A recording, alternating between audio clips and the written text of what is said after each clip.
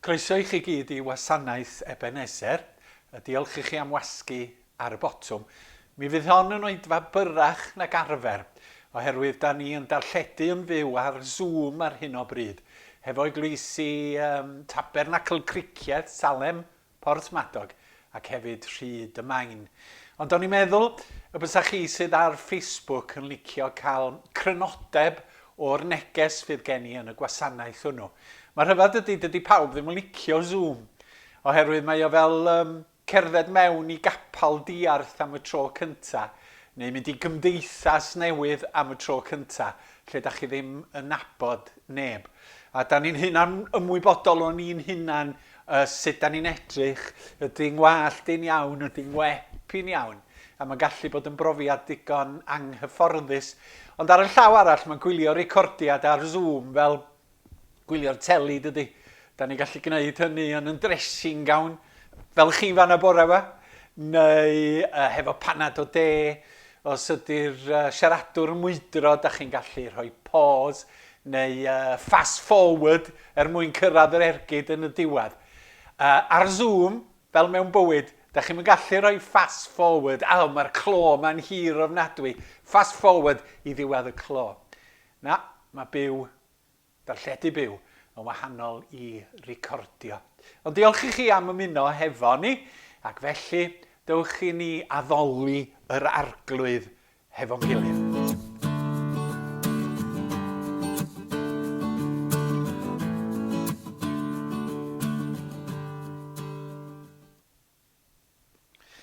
Gawn ni gydweddio. Arglwydd ein Duw, da ni diolch i ti am y cyfle bach yma i ddod at yn gilydd ar y cyfryngau i dyfoliannu di. Ac y chwystod, da ni'n gweddio bydd ysbryd glân di ar waith yn helpu ni i ganolbwyntio yn meddyliau ar dy fawredd ac ar dy ogoniant di gyffelib di dy hun. Yn ddiw mawr, nersol, grymus, tragwyddol, a mae hynny gyd y tu hwnt i'n deall ni. Ond eto Duw sydd yn agos ata ni yn dy hilioni. Mae bob bendis da ni yn ei gael yn dod o dy ddwylo hael di, dy hun. Ac dy gariad hefyd yn annog ni i dyfoliannu wrth i ni feddwl am yr arglwydd Iesu Grist, i fod o wedi dod i'r byd yma, i'n hachub ni, i'n cymodi ni hefo ti dy hun, i ddelio fo'r pethau hynny sydd yn gwahanu ni oddi wrtha ti, fel yn pechod, a'n anfuddod, a'n tywyllwch, a'n drygioni, a'n trachwant. A'i fod o wedi mynd ar y groes pen Calfaria i farw yn lle ni, ac wedi cymryd cosb yn pechoda ni ar ei sgwyddau hun a dioddef, fel yn bod ni'n cael maddeuant a thrwy gredu ynddo fo yn derbyn maddeuant a bywyd tragwyddol.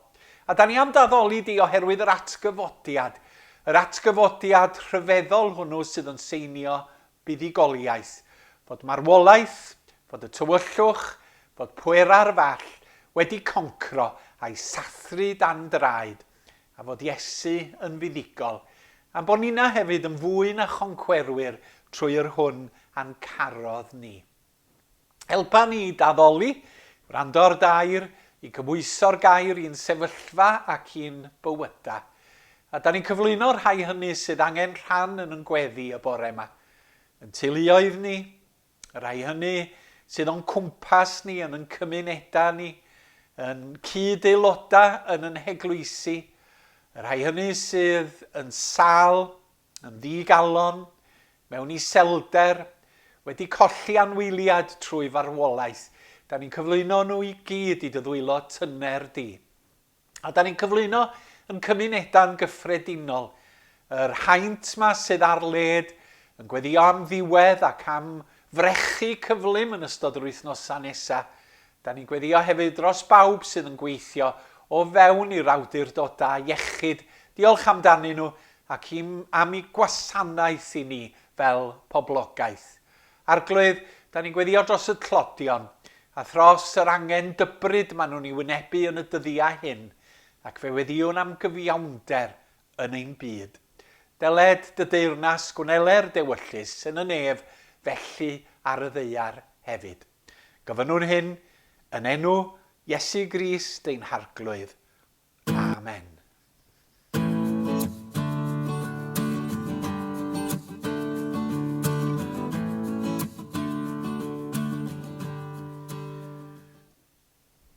A dwi am rannu hefo chi crynodeb o'r neges fyddai'n ei rannu ar Zoom efo criw criceth Porthmadog Rhyd y Maen, Caerdydd a Thu Hwnt.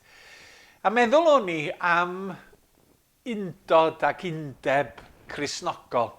Rwy'r wythnos nesaf yn arferol, mae'n wythnos weddi dros undeb Cristnogol. A Christnogion nid yn unig ar hyd a lled gwledydd Prydain, ond ar hyd a lled y byd yn gweddio am undeb, am gyd ddealltwriaeth, am gyd dystio, oherwydd yn bod ni drwy'r arglwydd Iesu mewn undeb arbennig. A byddai'n meddwl am bell dro, un peth sydd yn rhyfedd yn hanes yr Eglwys Cristnogol ydy'r modd mae Cristnogion wedi cymryd enwa pobl i ddisgrifio eu hunan. Yn oes y mynachlogydd, mi oedd ganddoch chi wahanol urddau o fynaich. Oedd y mynachlogydd yn yr Eglwys Gatholig yn cael ei ystyried fel y canghennau diwygiadol a chenhadol yr Eglwys Gatholig. Fransisiaid, Awstiniaid, yn cymryd enw Francis ac Austin fel disgrifiad ohonyn nhw'i hunan. A rheswm dwi'n cael hyn yn rhyfedd mewn ffordd ydy oherwydd fod Cristnogion o argyhoeddiad yn rhoi enwa dynion, enwa pobl ar eu pwyslais Cristnogol yn hytrach nag enw Iesu ei hun. Mae yna eithriadau wrth gwrs, ond yn dilyn y diwygiad Protestanaidd mi oedd yr un peth yn digwydd a phobl yn galw eu hunan yn Lutheriaid, yn ddiweddarach yn Galfiniaid a Wesleyaid. O, pwy da chi? O, dwi'n Galfin. O, pwy da chi? Dwi'n un o'r Wesleyaid. Ac oedd o'n rhywbeth chwythig wrth feddwl na Cristnogion oeddan nhw. A bod nhw fodlon cymryd enw diwynydd neu arweinydd dynol yn lle enw Iesu Grist ei hun. A mae'r rhyfedd oedd hynny yn fodd i bwysleisio y gwahaniaethau rhwng Cristnogion. Gwahaniaethau safbwyntiau a phwysleisiadau amrywiol gan bobl oedd yn arddel y ffydd. Yn hytrach na'r undeb oedd rhyngu nhw. A mae hynny wedi arwain yn dod at ryfeloedd ac ymladd a chasineb sydd mor groes i Iesu Grist, i esiampl, i ddysgeidiaeth i ni. Oedd Iesu'n rhoi pwyslais ar ostyngeidrwydd yn doedd, peidio ag ystyried yn hunan yn well na phobl eraill, peidio gosod yn hunan ar bedastol, yn barnu pobl eraill, na peidiwch â barnu rhag i chi gael eich barnu oedd yr Iesu yn ei ddeud. Ac yn ei weinidogaeth daearol, fe weddiodd Iesu fel hyn yn Ioan 17. Ond nid dros yr rhain yn unig yr wyf yn gweddio, ond hefyd dros yr rhai fydd yn credu yno fi trwy gair hwy. Rwy'n gweddio ar iddynt oll fod yn un. Ie, fel yr wyt ti o dad yno fi a minnau yno ti. Iddynt hwy hefyd fod ynom ni, mwyn i'r byd gredu mai tydi am hanfonodd i. A mae mor hyfryd yn dydy. Meddwl fod yr Iesu wedi gweddio drosta ni, sydd ar Facebook bore yma, dros yr rhai fydd yn credu yno fi, dwi'n gweddio meddai'r Iesu. Ac fe weddiodd am yr ymdeimlad yma o undod ac undeb arbennig rhwng Cristnogion, yn bod ni'n ymwybodol, yn bod ni'n un hefo'n gilydd, mwyn i ni dystio yn effeithiol i gariad rhyfeddol Duw. Nid sôn am undod strwythurol mae o, fel bod bob eglwys Cristnogol a bob Cristion yn union rhy fath a'i gilydd, fel penny stamps yn gan Daniel Owen am weinidogion yn yr nofel honno. Ond undod mewn amrywiaeth, undod mewn amrywiaeth pwysleisiadau, undod mewn amrywiaeth traddodiadau. Oherwydd na pobl Iesu Grist yda ni. Yr hyn sy'n yn uno ni ydy Iesu. Yn Iesu mae yna undeb a chyd-dealltwriaeth a chariad arbennig. Rhai sydd yn credu yn Iesu Grist fel arglwydd, fel gwaredwr, fel arglwydd sydd yn teyrnasu drosta ni, fel gwaredwr sydd wedi marw dros yn pechoda ni. Mae yna undeb arbennig. A'r bottom line ydy, hyn pobl sydd yn gallu dweud, dwi'n credu yn Iesu Grist fel arglwydd. Cred yn yr arglwydd Iesu ac fe geid achub tuas deulu ydy'r adnod yn llyfr yr Actau hefo ceidwad y carchar. A mae Paul yn dweud yn Corinthiaid, wynebwch y ffeithiau amlwg, pwy bynnag sy'n credu yn ei galon i fod yn perthyn i Grist, fe ddylai ystyried hyn hefyd yn ei galon, ein bod ninnau yn perthyn i Grist gymaint ac yntau. Falle bod yna rai bore yma sy'n methu dweud, ia, dwi'n credu yn Iesu Grist. Ond mae'r geiriau yn eich herioch chi'n dydy. I roi eich ffydd yn Iesu, i fod yn un o'i deulu. Da ni'n aml yn euog fel Cristnogion o edrych ar yr hyn sydd yn gwahanu ni, yr hyn sydd yn wahanol rhyngo ni, yn hytrach na'r hyn sydd yn creu undeb. Ac o fod yn anfaddeugar tuag at yn cyd Gristnogion. Hwna, mae'n galw ei hun yn Gristion, ond ti'n gwybod be nath i dad o'n 1948? Twtlol. Galw ei hun yn Gristion, sbia sut mae o'n gwisgo, sut mae o'n gallu addoli Duw fel yna. Galw ei hun yn Gristion, arian mae gwasanaethau nhw mor hen ffasiwn, so ddim mynd yn nhw, neu i'r gwrthwyneb. Galw ei hunan yn Gristnogion, maen nhw'n canu ryw ganeuon yn defnyddio'r hyrdi-gyrdi na. Da ni gallu creu anghydfod trwy yn diffyg maddeuant a'n goddefgarwch tuag at yn gilydd. Gan roi'r argraff, mae ni yn hunan ydy'r esiampl odidocaf o Gristnogion, y tu yma i dragwyddoldeb.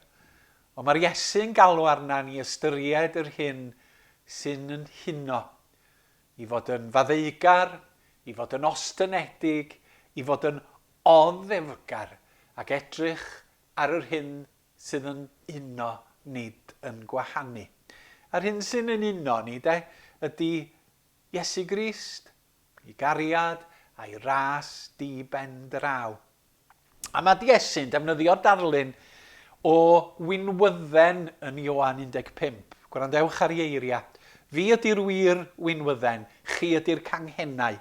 Os gwnewch chi aros yno fi a minnau yno chi, bydd digonedd o ffrwyth yn eich bywydau.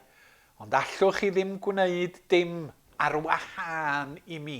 Felly mae Iesu'n defnyddio'r darlun na fod i'r wynwydden, y boncyff mawr cryf o'r brig i'r gwreiddyn, yma canghenna eraill yn tyfu allan ohonyn nhw. A ni ydy'r canghenna hynny. Ond mae'n maes ni, mae'n bywyd ni, mae'n nodded ni yn dod o Iesu Grist. Ac ar wahân Iesu Grist, allwn ni ddim dod i gymdeithas a Duw. Allwn ni'n caru Duw. Allwn ni ddim caru yn gilydd. Felly mae'n undod ni yn yr Iesu. A mae hwn yn undod hyfryd ynddo. Mae'n undod rhwng byd eang. Mae o yn undod cenedlaethol ac mae o yn undod lleol. Yn byd eang, mae yna undeb rhyngon ni fel Cristnogion. Mae yna 2 biliwn o bobl ar hyd a lled y byd yn arddel enw Iesu Grist fel arglwydd. Lle bynnag mae yna bobl yn credu yn Iesu Grist, yno mae ganddo ni chwiorydd a brodyr sydd yn cerdded taith ffydd tebyg i'n taith nina, yn ddisgyblion i'r Iesu, yn tystio i'r Iesu, yn tyfu ddydd ar ôl dydd i fod yn debyg i'r Iesu, lle mae'r ysbryd glân ar waith yn ei calonna ac yn ei cymuned. Ac o ganlyniad mae ganddo ni gyfrifoldeb tuag atyn nhw i weddio drostyn nhw a'i cynorthwyo i fod yn rhan o deulu. Mae'n deulu byd eang.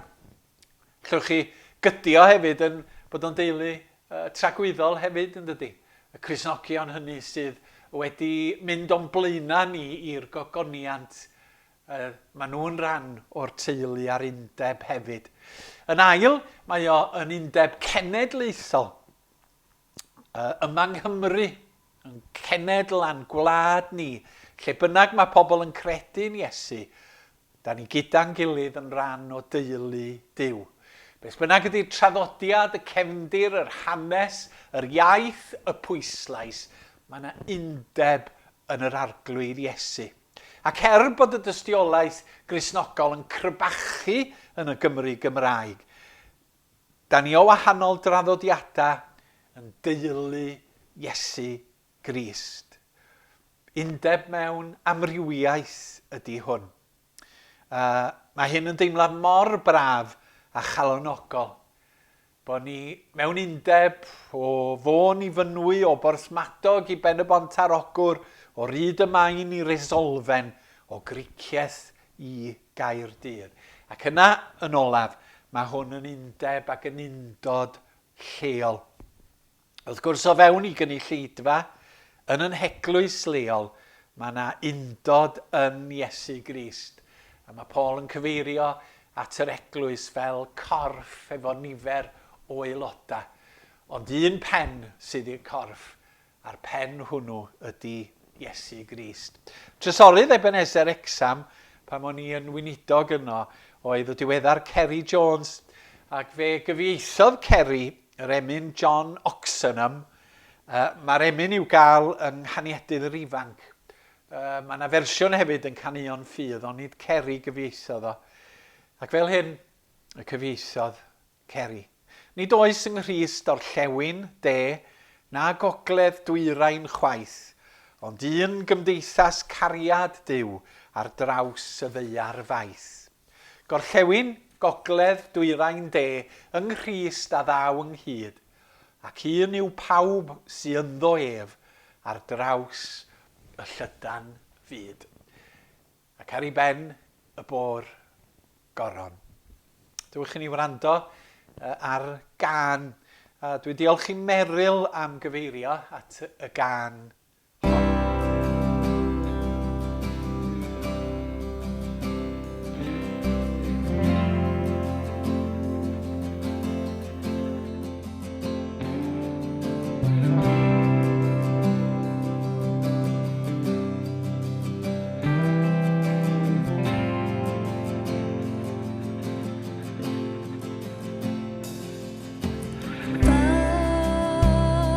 Byddwn